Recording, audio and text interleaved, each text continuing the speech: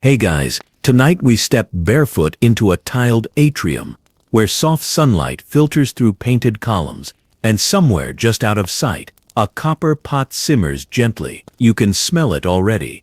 It's faint, vegetal, slightly sweet, and very cabbage. Yes, cabbage. Tonight we're diving into the strange leafy obsession of ancient Rome, a place where senators debated policy one moment and praised the digestive properties of boiled greens the next, where elite homes stocked more cabbage than some modern kitchens stock wine, and where a man might wake up not to the scent of fresh bread, but to the sharp tang of pickled brassica. You probably wouldn't survive this, not because of the swordplay or the politics. No, you'd be taken out by the sheer volume of cabbage, the breath, the burping, the firm belief that this leafy orb was both a delicacy and a divine cure-all. Honestly, your intestines wouldn't stand a chance. So, before you get comfortable, take a moment to like the video and subscribe, but only if you genuinely enjoy what I do here. And as always, I'd love to know where you're watching from tonight, and what time it is there. Drop your location and your local hour in the comments. Now, dim the lights, maybe turn on a fan for that soft background hum, and let's ease into tonight's journey together. You begin your stroll through a Roman villa, marble beneath your feet, faint incense in the air, and the morning bustle already underway. The slaves are preparing breakfast, the sun is slanting just right across the courtyard pool, and in the corner of the kitchen, an elderly cook grumbles as he shaves the outer leaves off a monstrous green head. This is the prized cabbage. Not just any leaf.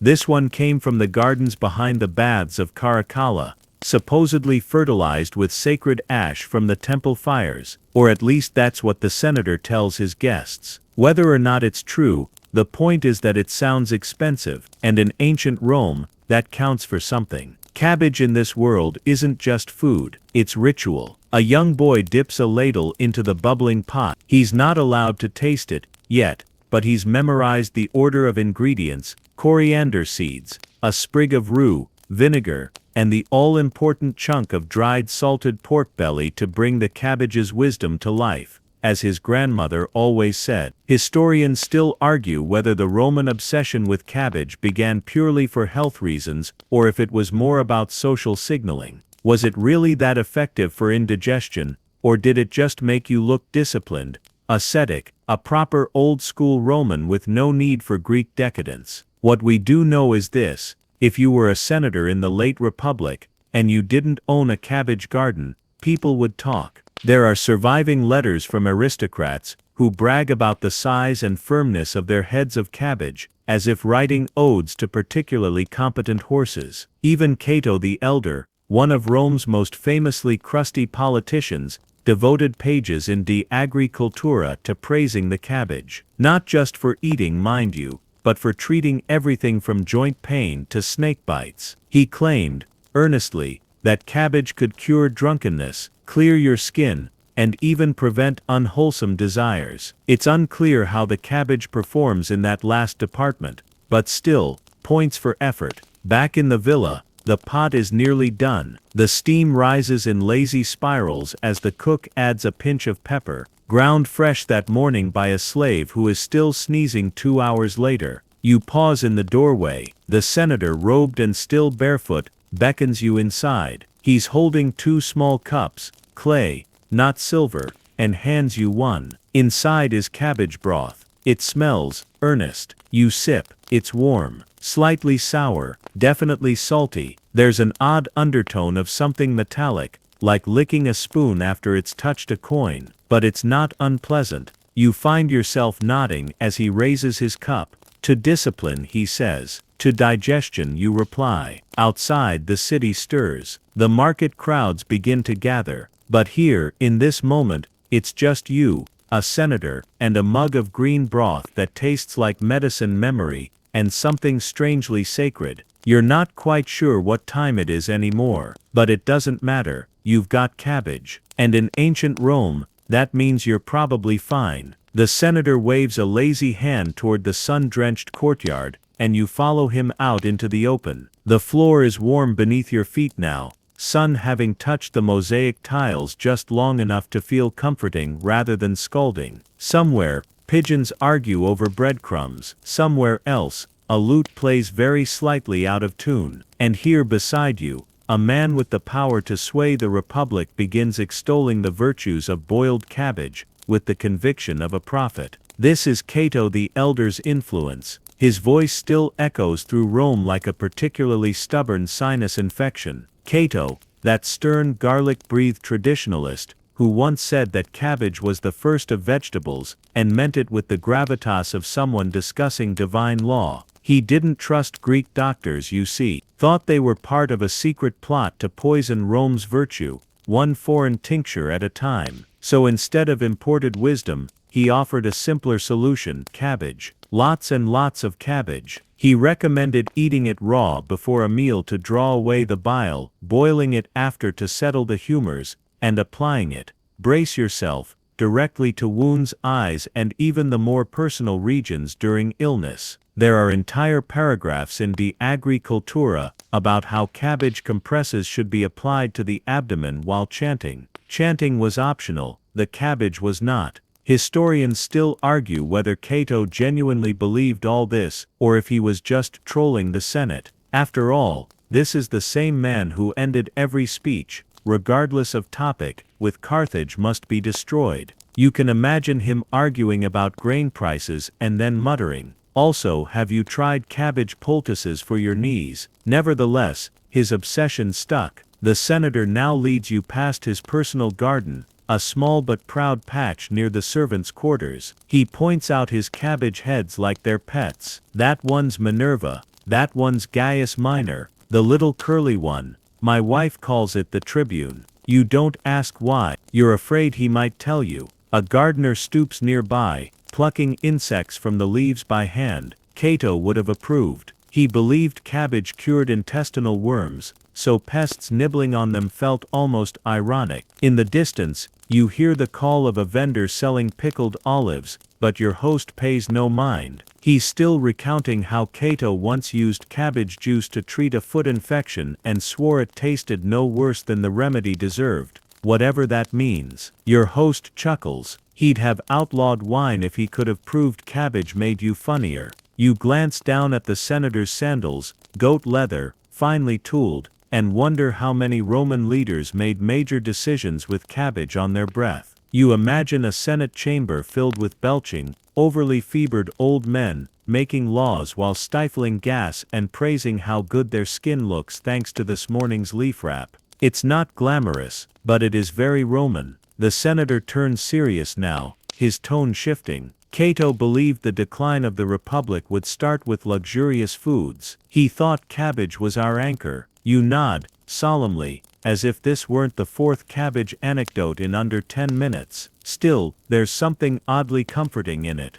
The idea that virtue lives in a garden, that balance can be boiled and served, that cabbage, of all things, could be a moral compass. You wonder briefly what Cato would have thought of kale, or fusion restaurants. Probably treason. The senator claps a hand on your shoulder. Come, he says, we'll have a slice of cabbage bread with oil. It's best before the noon sun. You follow him once more through the colonnade, the smell of garlic and old vinegar wafting through the air. The tiles cool beneath your feet now, as you step into shade. You're not hungry, but you'll eat anyway. After all, in ancient Rome, cabbage isn't a choice, it's a way of life. You're seated now on a low stool that wobbles just slightly, facing a table not built for comfort but for digestion. Before you sits a modest spread, thin slices of barley bread, barely holding together under the weight of cabbage paste. It glistens faintly with olive oil, and a few caper berries peek through like little green intruders trying to escape. This is not a feast,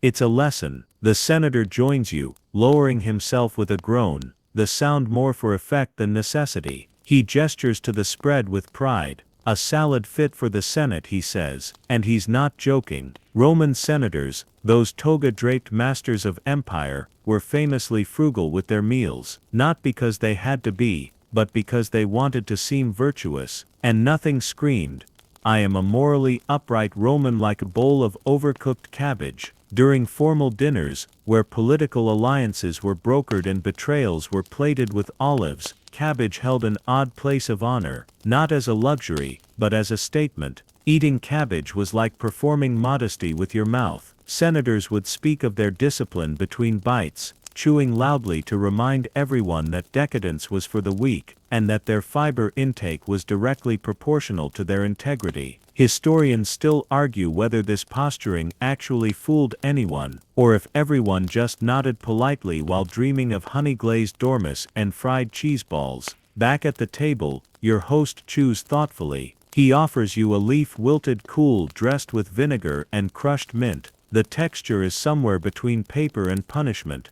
but you nod approvingly, because you've learned quickly that in Rome, taste is not the point. Symbolism is. The senator begins reminiscing about a dinner held at the Temple of Concord, where an entire tray of cabbage was served cold, as a palate cleanser between oysters and fish sauce custard. You try not to flinch. Apparently, cabbage also refreshed the soul before heavy discourse. Whether it refreshed the stomach remains debatable. He continues, there were rules, you see. Etiquette. A senator must not request meat first. Vegetables were to be praised aloud. Who grew this cabbage? Was considered the highest compliment at the table, provided you said it while dabbing your lips with a linen square and making firm eye contact. This is how reputations were built, not in the forum, but over pickled side dishes. And don't even get him started on sauces. The wrong garum could end a political career, the right cabbage marinade.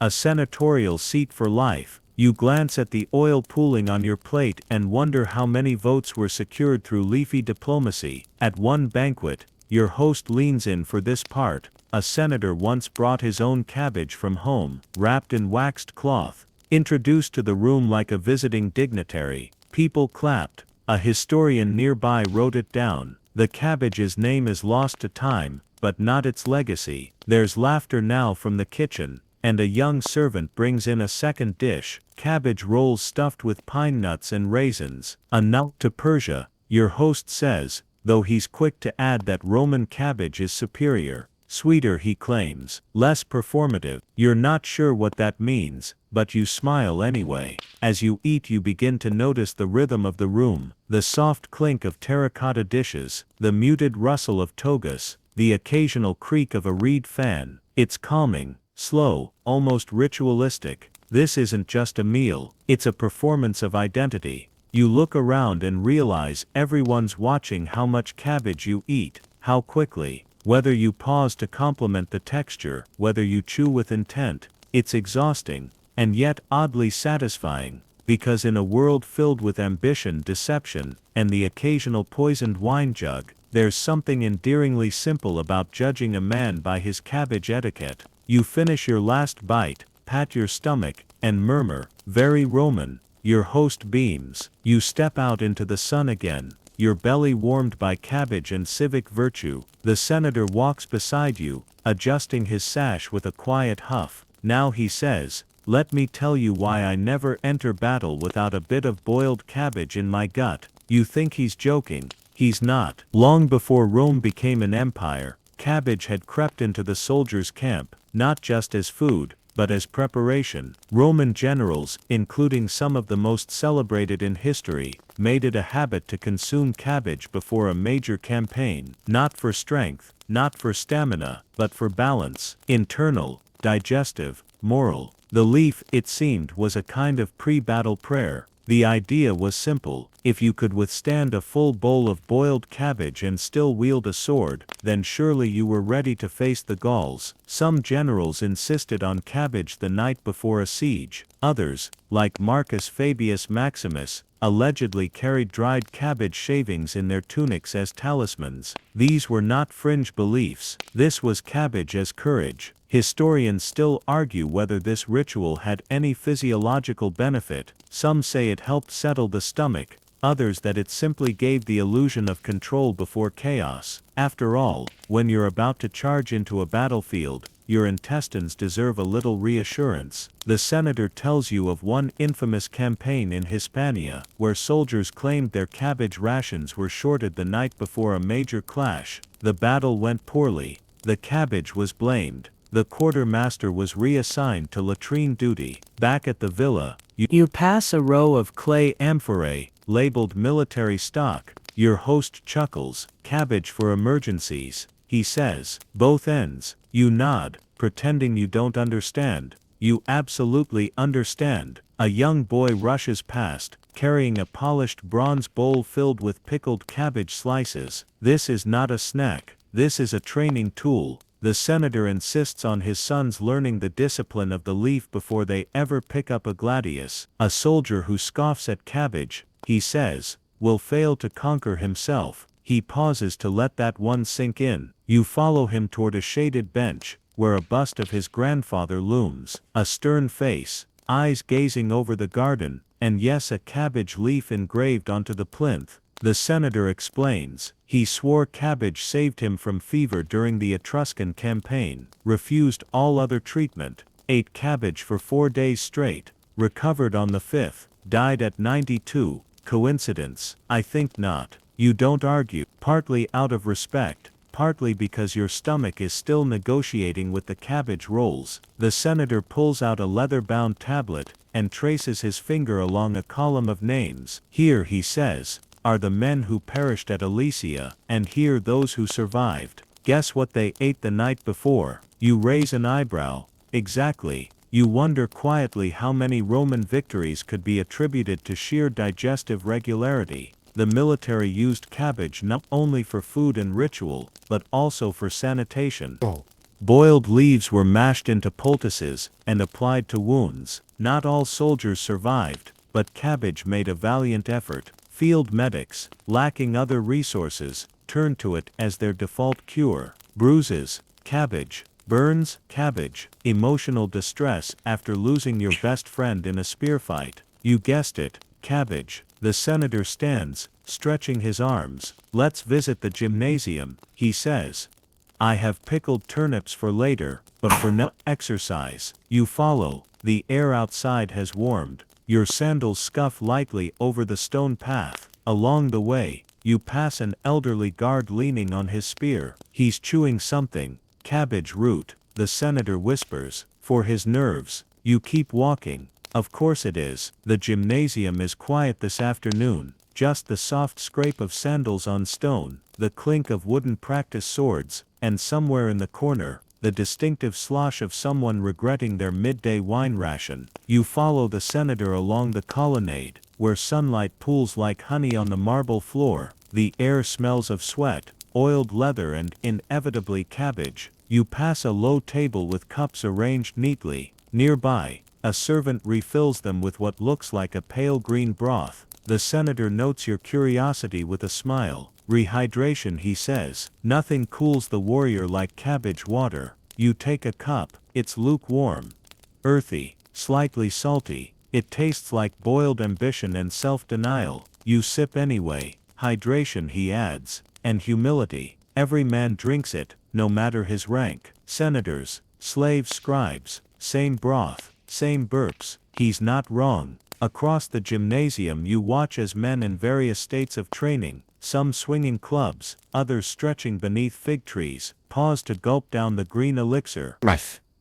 None of them flinch. Cabbage has long since stopped being remarkable. Here, it's as unremarkable as the air itself, taken for granted, a daily background presence, like sandals or dust or slow-moving bureaucracy. Still, one young man does gag slightly. Probably new. The senator chuckles and leads you toward a shaded alcove where a scroll rests half unfurled. Vitruvius, he says. Even architects had thoughts on diet. Claimed cabbage was the only vegetable that didn't interfere with mental clarity. Unlike lentils, which caused muddled dreams. He leans in with mock drama. No philosopher ever praised a lentil. Historians still argue whether cabbage actually aided cognition, or if this was just another excuse to sneer at Greek food habits. Either way, the message stuck. Cabbage cleared the mind, lentils clouded it, and garum, well, garum clouded everything. He picks up a small wax tablet nearby, and reads a daily schedule etched in clean lines. Wake, wash, cabbage water, sparring, cabbage snack.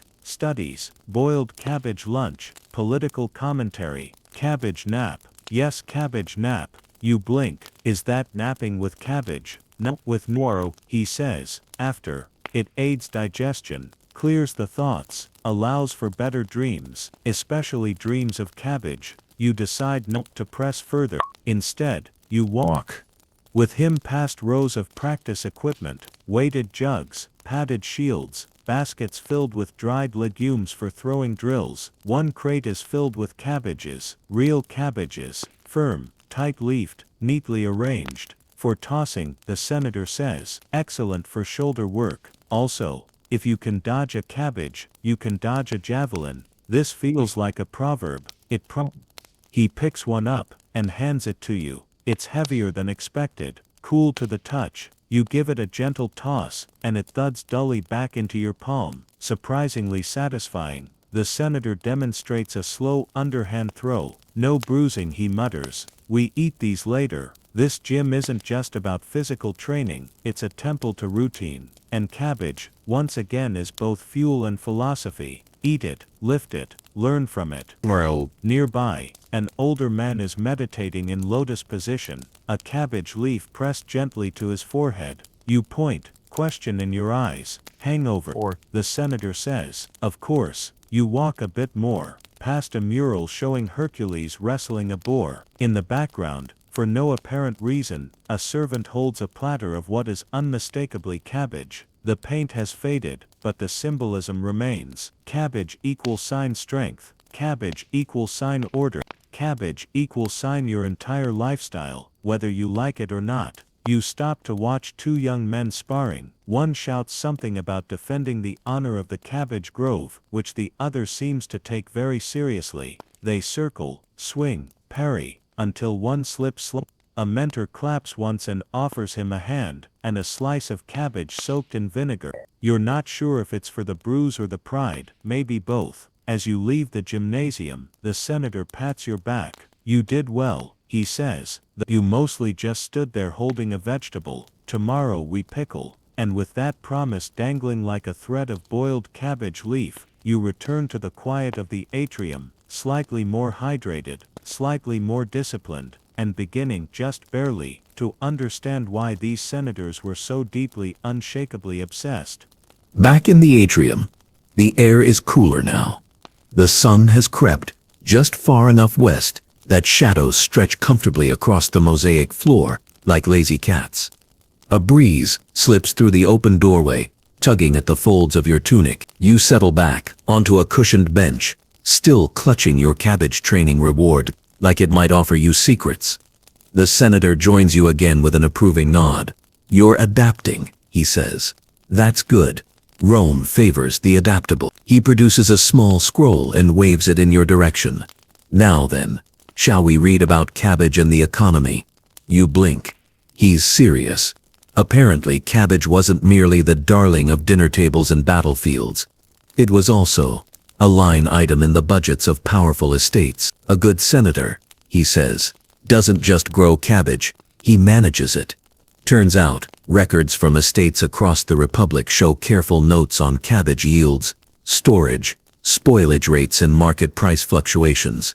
It's all there in faded ink and cracked wax seals. You listen as your host reads off a few lines from one particularly well-preserved scroll.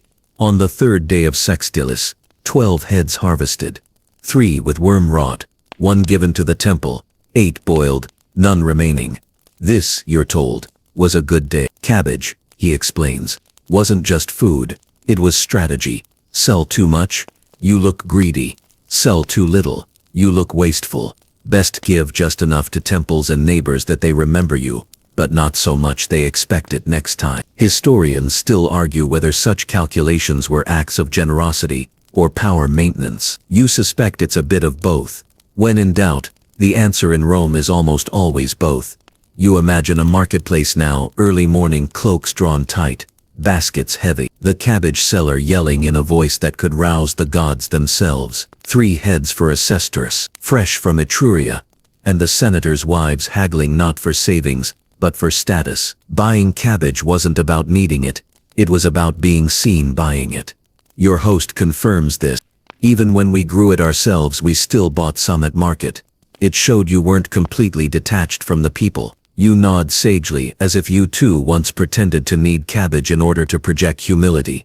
You turn your eyes toward a clay jar by the fountain. It's sealed with beeswax, labeled with the date, and painted with a faint green smear. Pickled?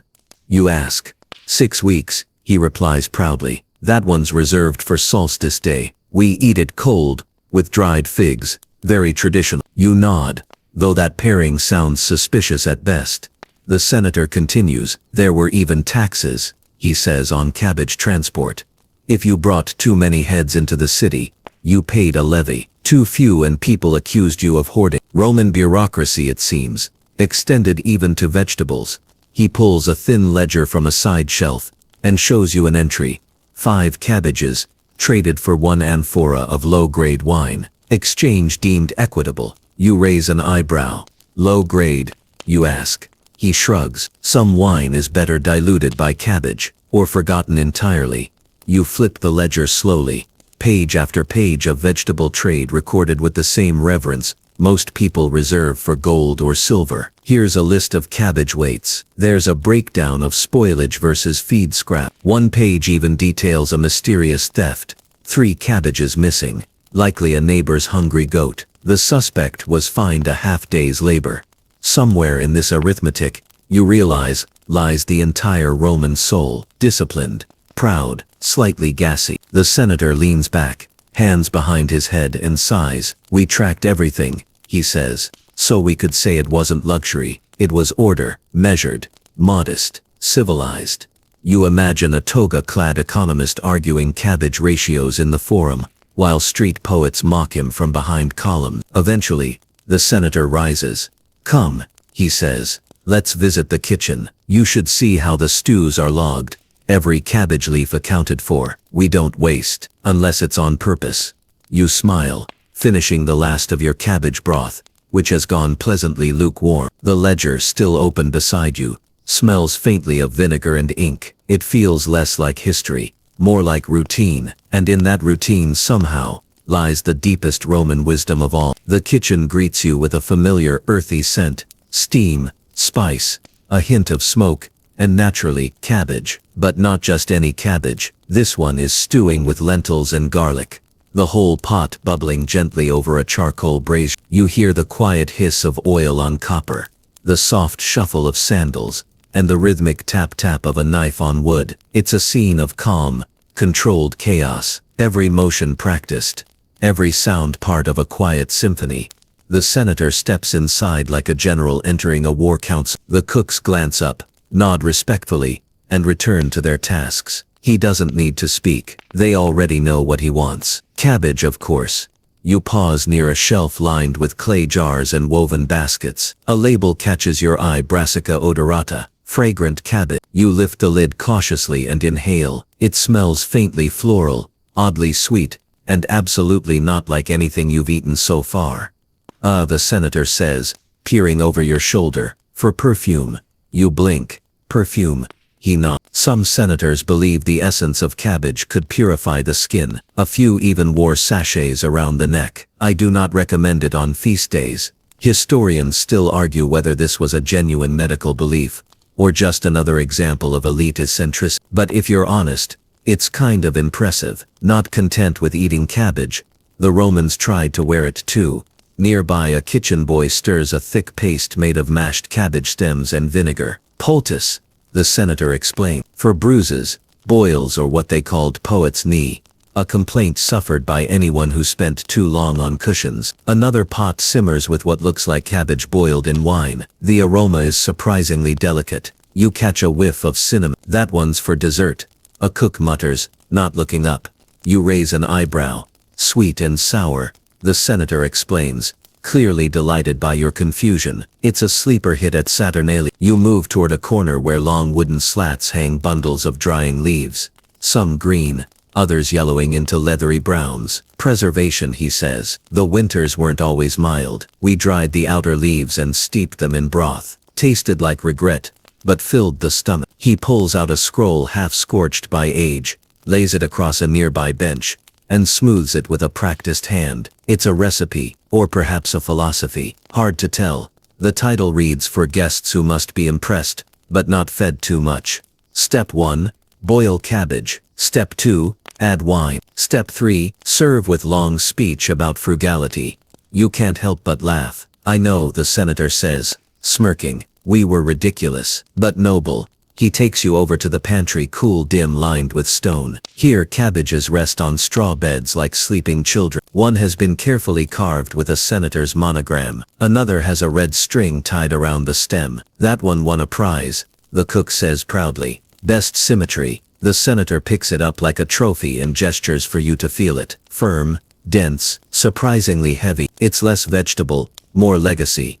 You pass another shelf labeled emergency stock. Inside, dried cabbage chips, ground cabbage powder, even a dark paste that looks suspiciously like fermented leaf jam. Don't ask, the senator murmurs. Just smile politely if it's ever served. The cooks move around you with efficiency born of repetition. One is roasting cabbage wedges over coals, brushing them with a honey glaze. Another grinds black pepper into a pot that's bubbling so furiously it could be plotting revenge. The room is alive but calm, like everyone has surrendered to the cabbage's quiet authority.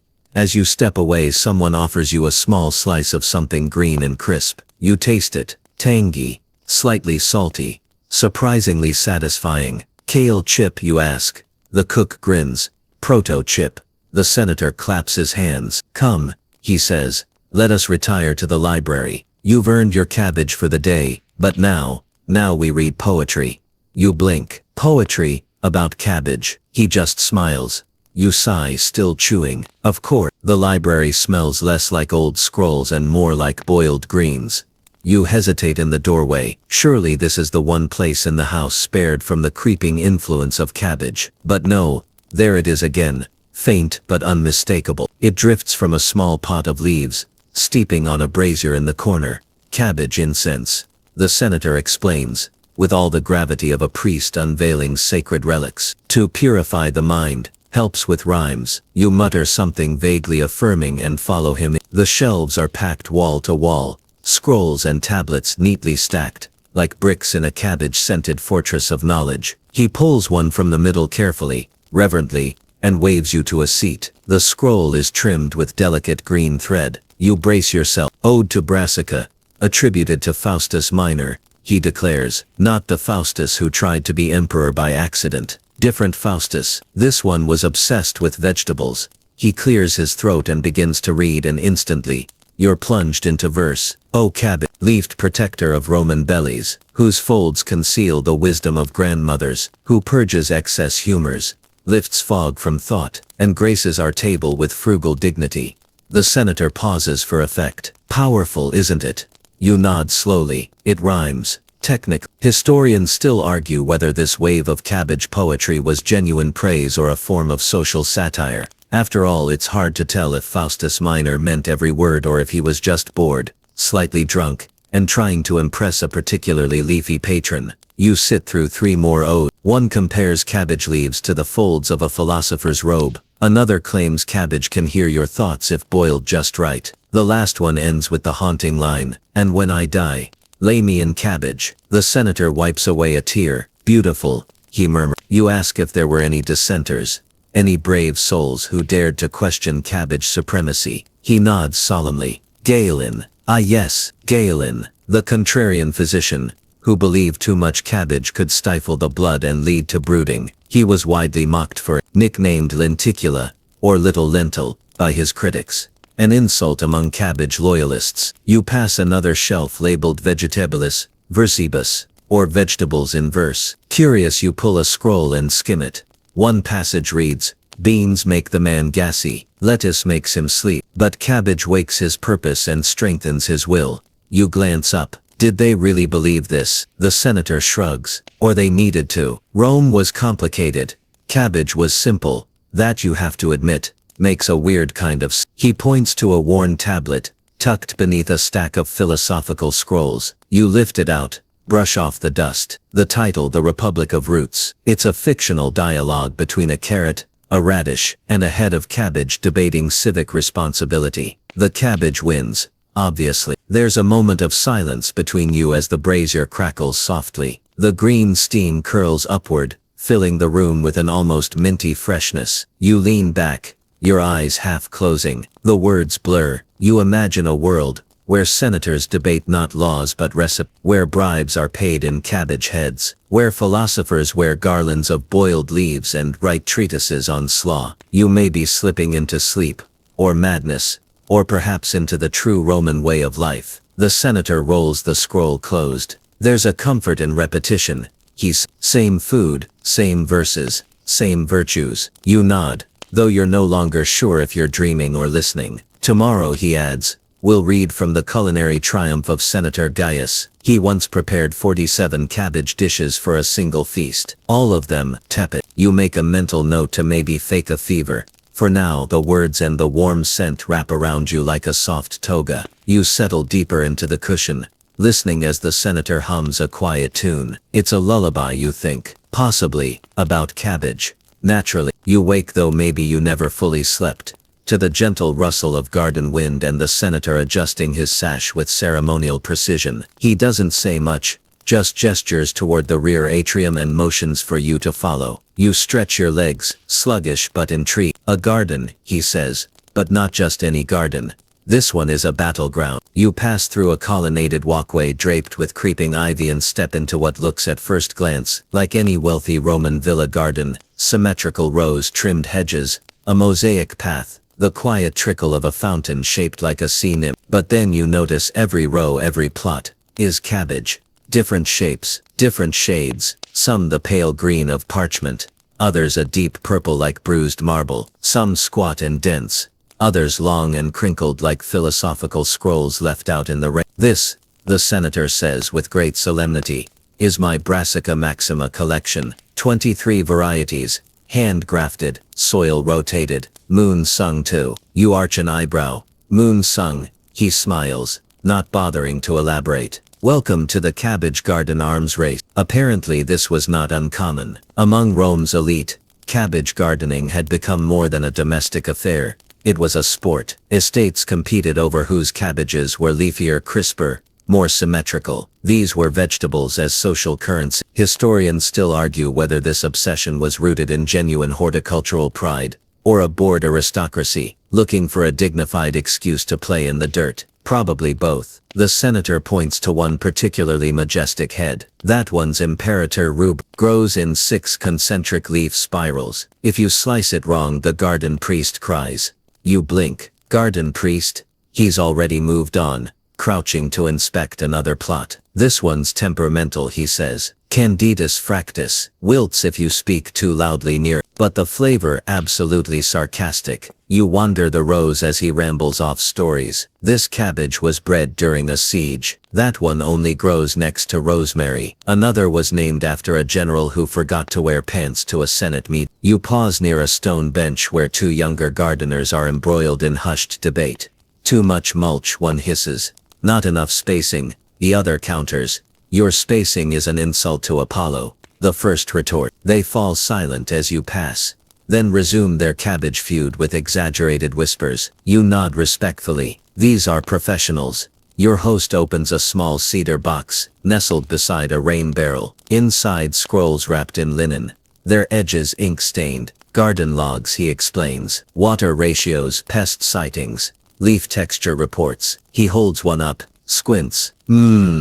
Aphid rebellion, spring of 13-2. You lean against a vine-covered pillar and let your eyes roam over the obsessive order of it all. Neatly placed stepping stones prevent heel damage. A sundial calibrated specifically for cabbage watering schedules. Even a tiny plaque reads, dedicated to the humble leaf that civilizes our guts. Of course, you hear the senator sigh happily. We used to host viewing parties, he says. Invite rival families over to admire our symmetry. Serve cabbage-infused wine. Whisper passive-aggressive compliments. Lovely ribbing on your outer leaves, you mumble, mimicking the tone. Exactly. You pass a shadowy corner where one patch of cabbages is conspicuously less robust. The senator frowns. These were tampered with, he mutters. Someone snuck in last month, added barley ash to the soil. Sabotage. He nods gravely. The Flavians, Apparently inter-family cabbage feuds were not only real, they were chronicled. Poems, jokes, even legal complaints filed over garden trespass. You find one such parchment displayed in a glass frame. Let the record show it begins. That Marcus Flavian did knowingly insult the curvature of Gaius Antonius's cabbages, calling them flabby and philosophically confused. Retribution was sought in the form of goat manure applied under moonlight. You don't know whether to laugh or just sit quietly. So you do both. You return to the garden center where the senator is carefully misting a cabbage head with rose water. For the afternoon bloom, he says. Do they bloom, you ask? No, but it's polite to pretend. He hands you a shears. Care to trim a leaf? You do. It's oddly satisfying. Together you harvest 3 perfect heads. He places them in a woven basket lined with embroidered linen. For the temple, he says. Every 7th day, cabbage is spiritual. You don't question it. As the sun climbs high and casts golden warmth over the cabbage battleground, you feel strangely at peace. Surrounded by obsessive leaf maintenance and proud vegetable diplomacy, you realize in a world as chaotic as Rome, maybe cabbage made everything feel manageable, rooted, predictable, and maybe, just maybe, a little hilarious. By the time you return indoors, your hands still carry the faint smell of crushed leaves and damp soil. You'd never admit it, but it's not unpleasant. The senator leads you into a shaded atrium where a trio of low couches await, each one draped with linen in, yes, yet another shade of green. Sit, he commands gently. It's time to test your stomach. You obey, easing into the cushions. A slave enters silently, balancing a tray that holds a curious collection of wooden cups, each filled with an unappetizing beige paste. A second servant follows, with a ceramic pitcher bearing the unmistakable aroma of strong Falernian wine. You blink. This early? The senator chuckles. We're not drinking it, my friend, not properly. This is scientific. He gestures to the paste. Cabbage mash, pre-wine ritual. Very old, very Roman. You stare at the slop. It looks like the aftermath of a bad decision. Cato swore by it. He continues, said eating cabbage before drinking would prevent intoxication. Not after, not during, before. Historians still argue whether this belief had any true basis, or if Cato was simply too proud to admit he held his wine poorly. Either way, he wrote passionately about it, and generations of Romans adopted the habit, ritualistically chomping cabbage mash before every feast like a bitter medicine against dignity loss. You take a small bite. It's cold. It's bitter. It tastes faintly of sandalwood and disappointment. Well done, the senator grins. You're now ready for social combat. He raises a cup of wine but doesn't drink. Instead, he swirls it thoughtfully. Imagine the scene, he said. Dozens of men in togas, reclining, arguing about naval policies, pausing only to chew wet cabbage between gulps of wine. You'd think it would ruin the mood. It didn't. If anything, it enhanced it. He shifts forward conspiratorially. It's about control, appearance. If you can stay sober while others fall into song and spill olives down their tunics, you win. You imagine a room full of senators trying to subtly hold back hiccups while one smug figure sits straight-backed, smug and cabbage-fed. The image is disturbingly vivid. And if it didn't work, you ask? Oh, it never worked, he says, but the belief was strong. He waves you to follow again, this time toward a low stone table already laid out with small plates. A gustachio, the Roman starter course. You recognize figs, olives, and of course little piles of pickled cabbage. The senator lifts a fork, spears a strip, and savors it with a sigh that borders on inappropriate. This, he says reverently, is the crisp tang of restraint. You try one. It's sharp, vinegary, surprisingly complex. It's good, you admit. He beams. Because we argue about it. Apparently Roman scholars debated endlessly about which type of cabbage best prevented hangovers. Was it the flat-leafed Brassica campestris, the curly Sabilian strain? Was pickling more effective than boiling? Should it be eaten warm, cold, fermented in goat's milk? There were scrolls, actual scrolls. You chew another bite and suppress a smile. Only in Rome would drunkenness prevention involve such obsessive precision. Another slave enters, bringing thin clay tablets etched with columns. The senator picks one up and reads aloud. On the matter of cabbage and wine, let he who would drink deeply, eat lethally. Let he who vomits, blame not Bacchus. but his negligence of the brassica, that's poetry, he says proudly. You nod slowly. Was this standard before all banquets? He shrugs. Among the serious households, yes. In others, they just prayed to Mercury and hoped for the best. You glance at the wine pitcher. Do we still not get to drink? He raises one brow. Do you want to? You consider it. Only if I can skip the next round of cabbage mash. He laughs. Deal. You sip. Just a little. It's robust, full-bodied and slightly ruined by the aftertaste of cabbage. You swallow with polite stoicism. See? He says. You're becoming Rome. You lean back, feeling the room soften around the edges. Not from drink. No more from the ritual. The comfort of structure. Of absurdity taken seriously. Of generations earnestly eating cabbage in hopes of saving face at a symposium. And somehow it worked. Maybe cabbage didn't cure hangovers, but it certainly gave people something to focus on, something to trust. And in a world as chaotic as the Roman Republic, a bit of placebo was practically divine intervention. Later that afternoon, you find yourself seated under a shaded pergola, a shallow bowl of pickled cabbage in your lap and a half-smile on your face. The senator is across from you, deep in debate with a visiting guest. A tall, hawk-nosed patrician in sandals, so clean they sparkle like polished ivory. Between them, on the low table, sits a humble clay jar. The tension in the air is as thick as ox-cart grease. It must be raw, the guest insists, jabbing a finger into the air like it owes him rent. Only the untouched leaf retains the sacred virtus of the earth. The senator narrows his eyes, gently stirring the jar with a wooden spoon. Fermentation, he counters, is refinement. It reveals the cabbage's inner truth, the soul of the leaf. Welcome to the great pickling debates. You hadn't expected to spend your day watching grown men argue the metaphysics of sauerkraut, but here we are.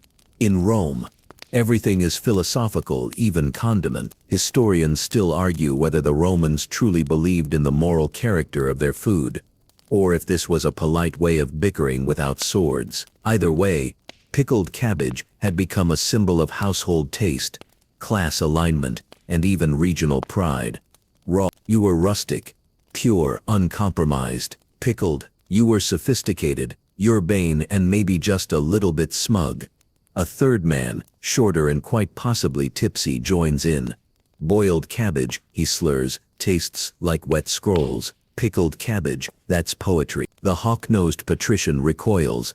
Pickled cabbage is a Greek corruption, a scandalous accusation. The senator waves a calming hand. Let us not descend into vinegar nationalism. You glance around. Several onlookers, slaves, tutors, a nervous-looking goat, have gathered. The air buzzes with excitement. Someone offers you a plate with 3 samples. Raw, pickled and lightly smoked over olive wood. You nibble each slowly as if judging fine wine. The raw is crisp but slightly bitter. The pickled tangy and alive. The smoked weirdly comforting, like a memory you're not sure you lived. Smoked, you declare softly. Tastes like old stories. There's a collective nod, an unspoken agreement. Even the goat looks pleased. This is how culinary consensus is reached in Rome. Slowly, dramatically, and usually after far too much gesturing. Your host takes the pickled jar and sets it at the table's center with exaggerated reverence. Pickled wins today, he says, but only because raw lost with dignity. There's polite applause. You lean back, the sun filtering through grapevines overhead, casting leafy shadows on your tunic. Someone passes around honeyed nuts. Someone else begins strumming a cithara, off-key, but soothing. And you think, what a strangely civil society. In modern times, we might argue over wine pairings or whether pineapple belongs on pizza. But in Rome, they debated cabbage processing like it was the Senate floor. Apparently there were even formal duels. Cabbageones, where rival chefs prepared their preferred cabbage method in public contests. Judges wore laurel wreaths. Spectators cheered. Bets were placed. One poet likened it to culinary gladiatorship. But parasitic, the senator's guest, still grumbling, finally relents. Fine, but only if it's pickled with sea salt. None of that inland nonsense. You nearly choke on your nut. Even salt has politics here. The conversation drifts, as Roman chats often do. to broader metaphysics. What does Cabbage teach us about balance, about mortality, about self-discipline? It teaches patience, someone says, and the limits of the human palate, someone else mutters. You smile. It's the kind of ridiculous that makes you want to stay. In a world full of war and taxes and philosophical street fights, maybe there's something noble in arguing over the perfect tang of fermented greens. And then of course someone quotes Seneca. He who knows the cabbage knows the soul of Rome. No one knows if it's real, but no one questions it either. You excuse yourself after a while, your head swimming with vinegar fumes and classical nonsense. As you leave, the senator calls after you, remember, pickled before dusk, raw before dawn, but never both in one day, unless you want dreams of angry centurion. You nod solemnly, as if that makes complete sense. Because in this house it absolutely does. You wander toward the outer edge of the estate, guided more by the scent of sun-warmed earth than any grand Roman design. There, tucked behind a wall of cypress trees and beside a quietly murmuring stream, you discover what can only be described as a cabbage shrine. It's modest, no marble columns, no gold leaf, but someone clearly cares for it. A small stone altar is draped in linen, and an offering plate holds a single, perfectly halved cabbage, its layers gleaming like emerald lace. Incense burns faintly from a cracked terracotta bowl nearby, sending up lazy tendrils of sweet smoke that smell like fennel and mystery. You blink. Do people pray to it? The senator appears beside you seemingly out of nowhere, as Romans often do. Not to the cabbage, he says solemnly. With it, of course. He explains that certain Roman households, particularly those of the more eccentric patrician stripe, held quiet rituals of thanks for the cabbage's role in keeping the family balanced. Not rich, not powerful, just balanced. A vegetable for the soul. Historians still argue whether these rites were satire, genuine pagan carryovers, or a kind of ironic performance art by nobles with too much time, but either way they existed and persisted. The senator kneels and places a small token on the altar, a carved wooden leaf. For tranquility, he murmurs. You follow suit, placing a pebble you've been fidgeting with, for curiosity perhaps. Sometimes, he says, we tell the cabbage our worries and then chop it up later. A symbolic conquering of troubles. You raise an eye, a bit aggressive for a vegetable. He shrugs. Roman therapy. You walk with him along the stream path, which winds through a tiny grove of medicinal herbs. He points them out one by one. Sage for memory, rue for protection, mint for digestion, and finally again, cabbage. Yes, cabbage as medicine. In fact, for much of early Roman history, cabbage was not just a food, it was the food, the cure-all, the body's best friend. In one military journal, a legion doctor declared that a soldier with cabbage need not fear wounds, colds, or women. 3 very different dangers, you muse. Cato the Elder once recommended cabbage poultices for everything from headaches to broken bones to emotional turmoil. Slap a cabbage on it apparently, and you were halfway healed. You pass a bench where an old tutor scribbles notes on a wax tablet, writing a treatise, he says without looking up, on cabbage's ability to reverse baldness. You politely do not ask for results. A young servant runs by chasing a goose, yelling something about the sacred leaf being stolen. Neither of you react. It's not even the strangest thing today. You pause near a grove of pomegranate trees and sit on a warm stone. So, you say to the senator, why cabbage? He sits beside you, pondering for a moment. Because it's ugly, he finally says. And simple, and always there. Other foods make demands. Cabbage just shows up, holds everything together, like a good law, or a decent sandal. You let the word settle. In a society obsessed with order, appearances, and divine favor, maybe the cabbage was a grounding presence, a reminder that not everything had to be rare, shiny, or bathed in oil. Sometimes what you needed was fibrous, humble, and faintly bitter. I once knew a general, the senator says, who refused to eat anything but cabbage before battle, said it kept his heart light and his bowels disciplined. You can't help it. Was he victorious? No, but he died very regular. You laugh too loud. A nearby bird flutters off in protest as the sun begins to dip low, casting golden threads over the grove. You hear bells from the far courtyard, evening rituals. The senator rises, time to bless the leaves before supper. You follow, your sandals brushing through fallen blossom. There is a peaceful absurdity in the air, this odd mix of ritual and ridiculousness, where vegetables are sacred and therapy involves cruciferous confessions.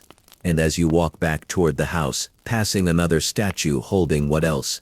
A cabbage. You realize something. Rome is but cabbage is constant. You're ushered back into the villa's main atrium, just as twilight folds over the tiled rooftops. Lanterns flicker to life along the colonnade, their glow dancing against painted frescoes of heroic battles, mythical beasts, and yes, one suspiciously smug cabbage on a golden pedestal. You blink. Is that? The senator beams. Ah, my commissioned piece. The triumph of Brassica Maximus. It is unmistakably a painting of a Roman senator, stylized, heroic, noble-chinned, emerging victorious from a battlefield littered, not with enemy bodies, but with discarded onions, turnips, and limp lettuce. In his hands a cabbage, held aloft like a divine relic.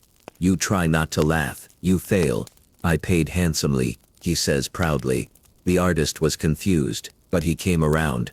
You're not the only one appreciating the masterpiece. A portly man with ink-stained fingers steps closer, murmuring verses under his breath. He turns to you suddenly. Would you like to hear a stanza? You nod because of course you do.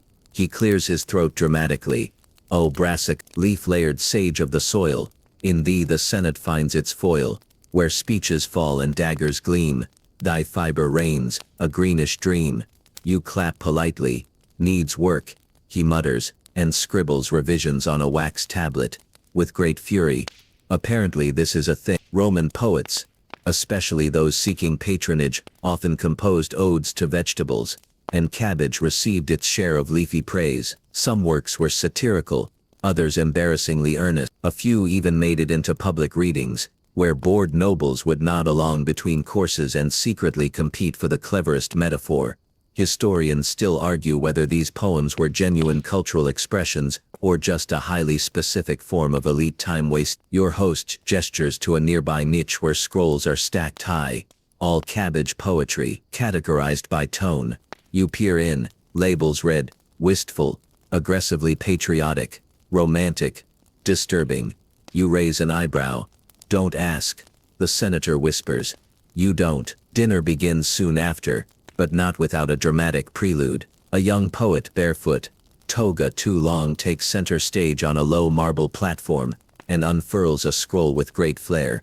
This piece, he declares, is entitled, On the Folding of the Leaf Before Love. You brace yourself. It's something, a moody meditation on longing, the passage of time, and how cabbage leaves like hearts must be peeled slowly, lest they tear. Half the audience nods gravely. One man weeps softly. You lean to the senator. Do they mean it? Oh yes, he whispered. Or at least they think they do. It's hypnotic. In a way, the words, the rhythm, the sheer oddity of it all. A room of powerful Romans sitting cross-legged to hear vegetables compared to virtue, sadness, and unrequited affection. And then comes the toast. A steward strikes a small bronze bell, and all goblets are raised. To the cabbage, the senator intones, unruly in the field, steadfast in the soul, may we all grow crooked but proud. Crooked but proud, they echo. You drink. The wine is smoother this time. Or maybe you've simply surrendered to the dream logic of Roman cabbage worship. As platters arrive, roast fowl, olives, something unidentifiable in honey glaze, small bowls of cabbage are placed beside each guest. No one dares ignore. To bypass the brassica would be a social crime, equal to forgetting a consul's birthday. You take a bite, warm, seasoned, with a faint citrus tang. Lemon? You ask. The steward leans in. Dried sumac from Cilicia, sir. Imported. Even in Rome, cabbage must travel in style. As the evening stretches on, more poets perform, some serious, some sly. One young woman recites a 6-line epic about a cabbage who dreams of becoming a senator. It ends with the line, and though he had no voice, they could not silence his crunch. The room erupts in sleepy applause. You find yourself clapping too. And why not? In a city that values rhetoric, discipline, spectacle and symbolism, The cabbage has somehow wedged itself into every crack, a leafy joke with roots in philosophy, a humble food that survived centuries of conquest, corruption and comedic poetry, and now, a vegetable that has become part of you too. You step outside for a breath of air, your head pleasantly fuzzy from wine and overwrought metaphors. The moon is high now, casting silver halos across the rooftop. Somewhere in the villa, someone is still debating whether cabbage should be blessed clockwise or counterclockwise. You decide not to go back in just yet. Instead, you follow a narrow path that leads you through a sleepy olive grove. The breeze is gentle, rustling the leaves like an old storyteller clearing its throat. Beyond the grove, you find a small gathering around a flickering torch, servants, gardeners, a sleepy merchant, all circled around an old man with a shock of white hair, and a voice like crumbling parchment. He gestures dramatically as he speaks, and so Kappa fell not to sword or siege, but to cabbage. You pause, this sounds promising. He sees you, and waves you over. We're telling the tale of the cabbage curse of Kappa, he announces. You sit on a rock. A few people shift to make room. One child offers you a fig, sticky with juice. You accept it like a holy relic. According to the storyteller, the city of Kappa once boasted the largest and most coveted cabbage gardens in central Italy. Nobles would send carriages just to inspect the road. The soil, they said, was kissed by Venus herself. The cabbages were enormous, fragrant, and reportedly able to cure nearly any malady short of treason. But then pride crept in. The Capuans became arrogant about their crop. They stopped paying homage to Saturn, the god of agriculture, and instead threw elaborate cabbage-themed festivals in their own honor, parading cabbages on golden litters through the streets, composing hymns with lyrics like "Behold the leaf eternal." You blink slow. 1 year, in a flourish of hubris, they crowned a cabbage king, literally, a large purple-headed one, dressed in a child's tunic, and seated upon a tiny throne carved from driftwood. People bowed, offerings were made. Historians still argue, the old man says, whether this was satire or sincere madness brought on by overexposure to cabbage fumes. Then came the blight. Within weeks the prize cabbages shriveled, the soil turned sour, a fog hung over the fields, locals whispered of divine punishment. Even the goats refused to graze. Capo, he intones, was never the same. The merchant beside you leans in. I once tasted a capo and pickle, overrated. You nod solemnly. Whether the tale is true or a vegetable-flavored fable meant to caution against pride, it lingers in the Roman imagination. Even today, the storyteller says, farmers in nearby regions will leave a cabbage leaf on their doorstep during harvest festival, as a peace offering to any lingering garden spirits. You notice the fig in your hand has disappeared. You must have eaten it without realizing. Someone adds another log to the fire. Sparks drift into the air like glowing seeds, carried off toward the stars. The old man shifts gears, telling a few more brief tales. One about a woman who tried to dry cabbage leaves into scrolls for writing, not waterproof, and another about a senator whose entire dowry negotiation fell apart when the other party discovered he favored raw cabbage over likely steam. You laugh quietly. Even here, in the quiet outskirts of Rome's elite world, the cabbage maintains its grip. It's more than a vegetable, it's a mirror, a green crinkly metaphor, humble enough for slaves, powerful enough for emperors, the butt of jokes and the centerpiece of dinner, and possibly, just possibly, the reason Capo collapsed. As the fire dwindles and the storyteller's voice slows to a whisper, you stand and stretch, your joints crack, your toga shifts, someone hums a lullaby behind you, off-key but oddly sweet. The moonlight spills over the olive leaves like milk over parchment. Back at the villa, someone sneezes, you hear laughter, maybe a belch, maybe a toast. You head that way slowly, your mind full of cursed cabbages and crownless king. You re-enter the villa just as the air turns cooler and the night deepens into that velvety hush where even Rome holds its breath. Candles still flicker in alcoves, and a few senators linger around a mosaic fountain, their sandals off, their voices lowered to the soft conspiratorial hum that usually precedes philosophy or indigestion. You drift toward the peristyle garden, where a smaller group has gathered beneath an arbor thick with grapevines and gently buzzing insects. In the middle stands a table, on it a crate lined with velvet, and inside that crate, several cabbage heads. You're about to ask what this is, but a dignified-looking man in deep crimson robes raises a finger. You arrive at the right moment, he says. The auction begins. Ah, of course, cabbage, auction, he explains, in hushed reverence, that these are imported varieties, smuggled, if we're being honest, from provinces across the Roman Empire. They go by names like Numidian frostleaf, Thrace-spined curlyheart, and the Iberian nocturne. Each one has a parchment tag, indicating its alleged effects: clarity of mind, improved public speaking, reduced earwax, marital harmony. Historians still argue whether these claims were believed by the buyers or simply part of the vegetable version of upscale branding. The bidding is subdued, whispered. A raised brow means 5 denarii. A discreet cough, 10.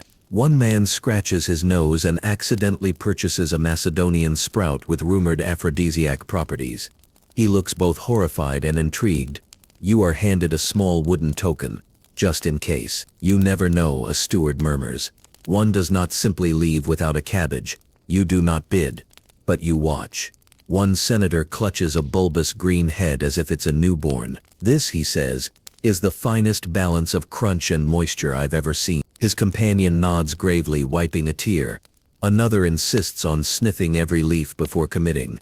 Brassica speaks through scent, he says with unnerving certainty. Later you're told there's even a minor underground network of cabbage smugglers, who bribe border guards with pickled vegetables and silver coins. The goal: acquire strains banned by Rome's agricultural purity decree. Of that law, passed in a fit of patriotic gardening, forbade foreign cabbages from being served at state banquets. The reasoning: foreign leaves were considered too flamboyant in curl and morally questionable in stalk. You don't ask. The crimson-robed man waves the final cabbage high above his head. It's squat, purple-tinted, and glistens with dew. The Carthaginian whisper, he proclaims. A hush falls. Someone bids an amphora of honeyed wine. Another offers rare fish sauce from Alexandria. A third, oddly poetic, offers his sincerest regrets in 3 goats. It is unclear whether this is a bid or an apology. Eventually a thin senator with sharp eyebrows and a lisp wins the prize. He lifts the cabbage like a sacred orb and disappears into the shadows, whispering "mine" over and over. You leave the auction a little wiser and far more bewildered. Back in the garden, the main fountain burbles with a calm that seems unrelated to the rest of the evening's leafy drama. You sit on a low marble bench as another guest joins you. A retired general, clearly tipsy, clearly unbothered. He grins. Ever hear the one about the emperor and the cabbage?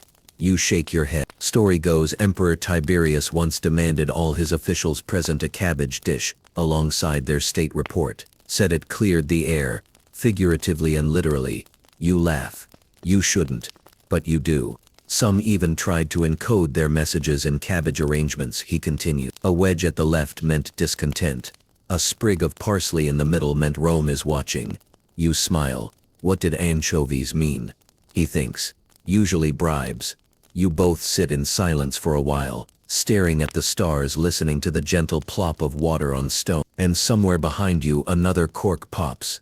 Another ode is recited, and yet another senator toasts to the leaf that launched debates, soothed livers and united Rome in strange, crunchy kinship. You wander again, this time toward the back edge of the villa where a narrow gravel path winds between garden hedges. It's quieter here.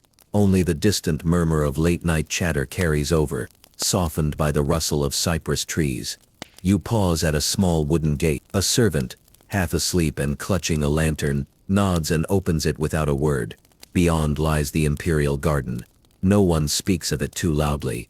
It's not a secret, exactly, but more of a sacred curiosity. The emperor himself, it said, once commissioned this small garden solely for his most cherished produce. Cabbages. Not roses, not figs, cabbages. You step through and inhale the earthy scent of recently watered soil. Raised beds stretch neatly beneath a sky thick with stars. Moonlight gleams off waxy green leaves. Each head of cabbage seems curated, trimmed and coaxed into a level of botanical elegance that borders on royal vanity. A discreet plaque reads, "In honor of Lucius, keeper of the garden and his 57 perfect harvest." 57 years of cabbages. That's commitment. A man sits cross-legged near the center, sharpening a curved pruning knife with gentle rhythm. He nods as you approach, not startled in the least. I trim them by moon, he explains. They curl more respectfully that way. You blink. Respectful cabbages. He nods again, solemn. The emperor believed plants absorb intention. If you plant with irritation, they'll grow bitter. If you trim with harmony, they sweeten. Historians still argue whether this was spiritual belief, or just very early pseudo-scientific farming. He gestures toward a particularly handsome specimen. That one was sung to, daily, lullabies. You crouch. It does seem happier than the other. The gardener tells you how the emperor, probably Claudius, though it's hard to confirm, would stroll through here in the early morning hours, robed, unguarded, whispering to each plant. To some he offered praise. To others, stern warning. One cabbage, the gardener adds, was exiled for wilting. You don't ask what that meant. According to rumor, leaves from this garden were reserved for ceremonial dishes, triumphal feasts, royal funerals, imperial apology. Once a senator arrived with a gift, a cabbage pie from his own garden. The emperor, unimpressed, demanded a blind taste test. The imperial cabbage won by a landslide. The senator's pie was never mentioned again, nor was the senate. You stroll past rows labeled with hand-carved signs. Nobilis crunchis, Frigidia minora, Domestica lux. Each bed has its own watering schedule, soil formula, even mood-enhancing incense. The gardener points to a terracotta jar buried between rows. Camphor and cinnamon, he says, for morale. You glance at a line of purple cabbages gently swaying. Their scent is faintly floral, unexpectedly comforting. Somewhere, an owl hoots, a lazy, indifferent sort of hoot, as if even predators respect the sanctity of this place. You wonder how the emperor chose who could enter here. Maybe only the most cabbage devout. Maybe only those who wouldn't laugh. Because if you're honest, it's beautiful. Absurd, yes, but beautiful. The gardener offers you a leaf. Taste. You chew it slowly. It's crisp, slightly sweet, with an odd clarity that makes your thoughts feel strangely tidy. You're welcome, he says. He doesn't smile, but somehow you know he's pleased. You sit on the edge of a planting box, careful not to disturb the soil. The moonlight pools across the garden in waves. The scent of earth, incense, and crushed green leaves blends into something ancient and soothing. No one's around. No senators arguing. No poets shouting "O Brassica" into the void. Just you, the gardener, and hundreds of carefully tended cabbages, humming a leafy lullaby into the Roman night. And for the first time all evening, you realize you haven't thought about anything else. Not politics, not war, not tax, just the gentle curl of leaves, shaped by hands that believe earnestly fully that peace can grow from soil. You stay there a little longer, watching as the gardener lights one last lantern and hums something old and low. The air feels heavy now, but in a good way, like a blanket pulled over your thoughts. You let it settle. You let the garden hold you. You leave the imperial garden reluctantly, trailing the scent of soil and sweet sap behind you. Your footsteps are slower now, muffled by the dampened hush of Rome's sleeping hour. Somewhere off in the distance, a dog barks once, twice, then thinks better of it. You pass a statue of Mars half draped in ivy, a jug of wine abandoned beneath his stone foot. Someone had a good evening. As you make your way back through the colonnades, the air takes on a cooler edge. A servant with a broom nods politely, swishing absent-mindedly at nothing in particular. You nod back like you belong here, which by now you almost do. You're drawn toward a side room you hadn't noticed before. A library. No.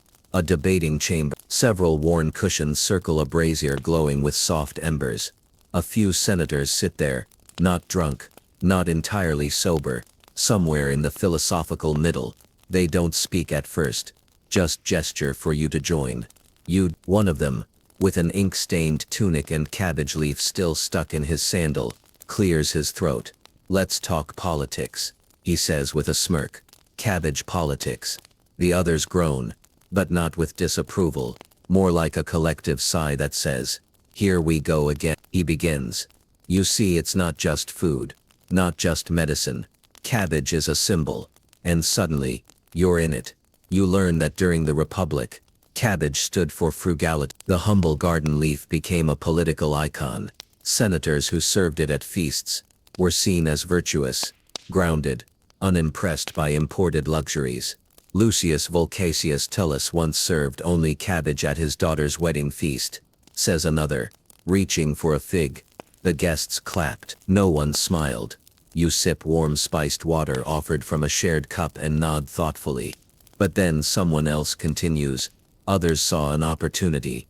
Those who opposed the patrician class started praising cabbage as a peasant hero, a vegetable of the people. Soon leaf-aligned factions sprouted. There were the brassicari staunch traditionalists, who insisted on domestic-only cabbage, grown within 50 miles of Rome, and the crisp-leaf optimates, who preferred the imported, showier breeds from Gaul and Hispania, claiming they were richer in moral fiber. Historians still argue whether any laws were truly passed under the influence of cabbage diplomacy, or whether it was simply a convenient metaphor for politicians already full of gas. One senator lowers his voice. Some even accused others of. He pauses dramatically, steaming their leaves with Greek herbs. Gasps all around. You try not to laugh. Cabbage debates became a proxy war for bigger ideas. Modesty versus indulgence. Rural honesty versus cosmopolitan flair. Simplicity versus show. Even the placement of cabbage in a meal mattered. To serve it first, intones the ink-stained senator, meant honesty. To serve it last meant theatrical virtue. And to not serve it at all? He leans closer. That was war. You imagine political cartoons carved into stone. Little senators in togas, wrestling over a leafy head. You're not far off. One senator commissioned a mosaic of himself gifting cabbage to the goddess Concordia. It's still in a museum somewhere. Probably. The room quiets again. Someone says almost dreamily, and yet it always came back to the same question. Can a man who eats cabbage truly be corrupt? You all consider it. Then someone belches. Not rudely, just factually. Another replies, only if he boils it too long. And like that, the laughter returns, soft, knowing, tired. You realize these men, whatever else they may be, legislators, egotists, philosophers, are all united by something undeniably human. Their need to argue over vegetables, to assign meaning to the mundane, to build symbols out of soup ingredients. Maybe it's silly, maybe it's sublime, probably both. You thank them, and rise to leave. They nod farewell, still murmuring about a senator, who once tried to sneak kale into a cabbage-only feast. Outrageous, someone muttered. Outside the stars have shifted.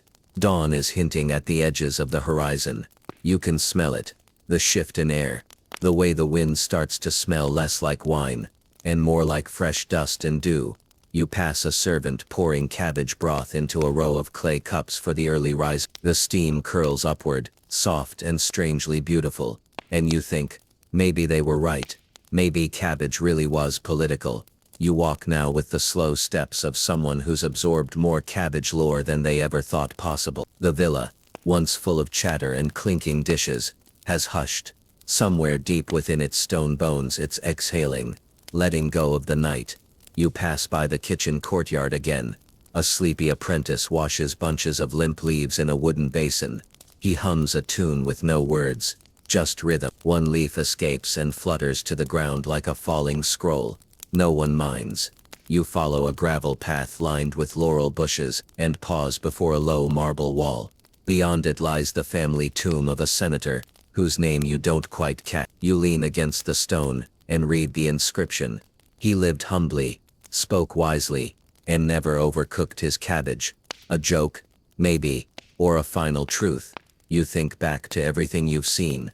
The ancient remedies, the medical debates, the rival gardeners and smugglers, the emperor whispering to his leafy subjects, the senators waxing poetic in smoky rooms, the oddly touching rituals of a people who really did believe that this one vegetable could carry the weight of virtue, diplomacy, medicine and breakfast. One scholar once noted that the cabbage was the vegetable mirror of the Roman soul. Historians still argue whether that was metaphor, sarcasm, or just someone trying to meet a scroll deadline. But now, here under the dimming stars, it makes more sense. You see, the cabbage wasn't just cabbage. It was a reminder. To slow down, to chew carefully, to believe, even for a moment, that something humble could hold extraordinary meaning, that perhaps wisdom didn't always arrive in marble or gold, but sometimes in the squeaky crunch of a boiled leaf and the awkward silence after someone announces a medicinal foot soak. The sun begins its gentle creep over the tiled rooftops of Rome. The light turns pale orange, catching on terracotta pots and empty amphorae. You walk slowly, past the sleeping household, past the tired vines and cooling hearths, back toward the world beyond the villa. Someone, somewhere is already preparing cabbage for the mid-morning meal, and you, quietly, are carrying with you all the echoes of those who once did the same: senators, scribes, emperors, herbalists, poets, and that one guy who tried to sell you a pickled leaf for 3 goats and a compliment. Your sandals crunch softly on the road. Rome stretches ahead, and the scent of cabbage, strangely comforting now, lingers just behind you. Wind down. Let it all settle now. Let the images fold into themselves. The flicker of oil lamps on marble floors. The rustle of linen togas in a moonlit garden. The steam rising off a bowl of cabbage broth, held with reverence and maybe, just maybe, a little misplaced pride. You are no longer wandering the villa, no longer laughing with senators or deciphering leaf-shaped political allegories. No more legends of whispering emperors or midnight taste tests under grape arbors. Now it's just breath, just the softness of the dark around you, the quiet press of the pillow beneath your head. Maybe the Romans were onto something in their odd, overly enthusiastic way. Maybe the humble things, tea leaves, morning routines, herbs, vegetables, carry more than flavor. Maybe they carry presence. And maybe your own world, noisy and complicated and neon bright, can slow down enough to hear the soft logic of things that grow in silence. Things tended with care, watered with patience. You don't have to remember everything, just the feeling of cool stone under your feet, the scent of earth and spice, the way laughter echoes best in small candlelit rooms. You've made it through a Roman night, through cabbage politics and powdered remedies, and gardens whispered to like dear friends. Now breathe, longer, slower. The story is done. The lamps are low, and there's nothing left to do but drift, softly, quietly, into sleep.